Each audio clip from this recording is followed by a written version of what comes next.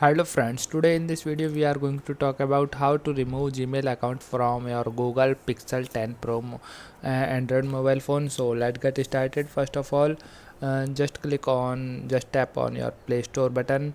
When you tap on it, a new interface will open on your screen just like that. Here at the top of the screen you can see a logo of your Gmail account. Just click on it. When you click on it, a new interface will open on your screen just like that.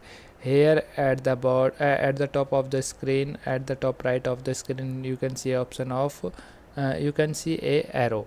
Just click on it. When you tap on it, a new interface you can see just like that. Here at the bottom you can see option of add another account. Just tap on it. When you tap on it, you can see all your Gmail accounts which is logged in your Android mobile phone. Just select any one of your Gmail account which want you to remove. Okay, in my case I select the second one and just tap on it. When you tap on it, a new interface you can see on your screen just like that. Here at the bottom of the screen you can see a option of remove account. Just tap on it. When you tap on it, a new pop-up window you can see on your screen just like that.